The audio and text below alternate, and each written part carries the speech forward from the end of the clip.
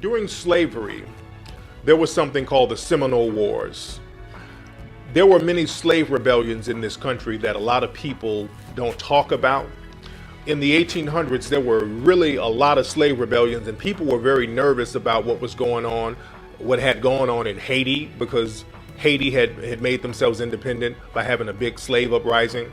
There was the Nat Turner Rebellion in the early 1800s. People were still shook about that.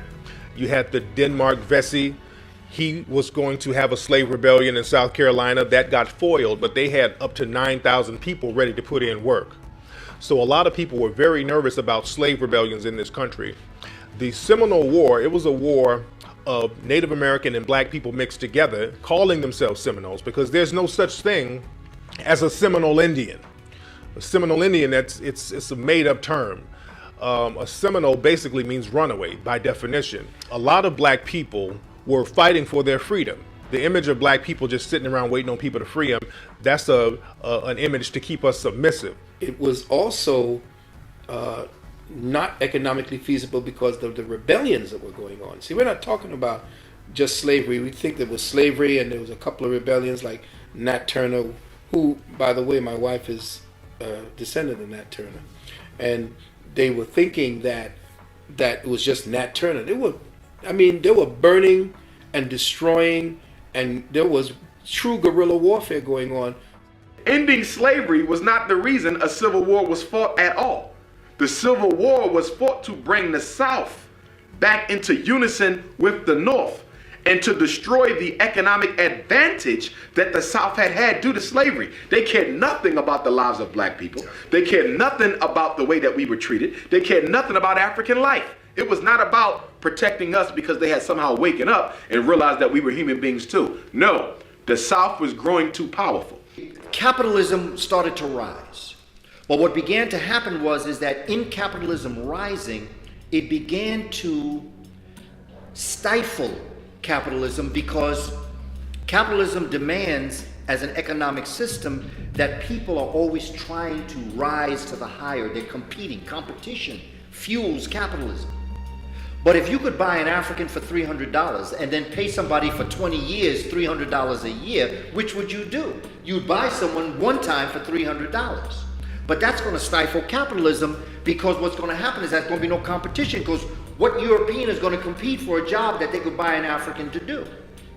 So the North said, look, enslavement of African people is stifling capitalism. And so the South said, so what you want me to do? They said, well, you got to free your Africans. I said, free my Africans? Well, how am I going to get my money? North said, don't worry about it. We'll take care of it. They said, we don't trust you. No, we're not going to sell we are not going to stop enslaving Africans. We're just not going to do it. North said, but you have to, because it's going to stifle capitalism, and we're going to choke with overproduction without an ability to sell what we're South said, but that's not my problem, because I can sell my raw materials any place in the world. The North said, but then what would happen to us? We have factories. The South said, well, that sounds like a personal problem to me. I don't care what happens to you. North said, but you can't do that. South said, we're going to do that. We're not freeing Africans. They said, you got to free Africa. We're not freeing. In fact, the South said to the North, I'm tired of talking to you. I'm going to secede. I'm not even going to talk to you no more. In fact, I'm not even part of what your colonies are anymore. North said, you can't do that. South said, watch. That started the Civil War. Well, one of the big things that occurred right at the end of the Civil War was that Europeans began to form unions. In fact, the workers' union is an outgrowth of slavery and the Civil War. When it looked like the cause was lost for the Confederacy, white men began to organize themselves into labor forces. Why did they do this? Because you are about to see 2 million enslaved Africans set free who have skills that equal or supersede your own, who would now be able to compete and vie with you for contracts and livelihood. That was a significant area of concern for white men.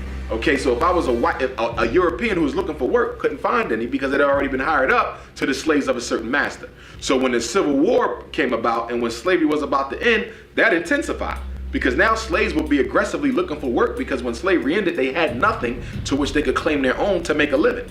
So that bothered Europeans, and they set up agreements, okay, with those who had industries and those who had stores, that you could only hire someone who was white who belonged to a particular labor's union. In fact, some of the first unions were started right here in Pennsylvania. And a lot of black people fail to realize the origin of the union. The union is nothing but a collective force of white people who are protecting jobs for themselves and keeping them away from black people.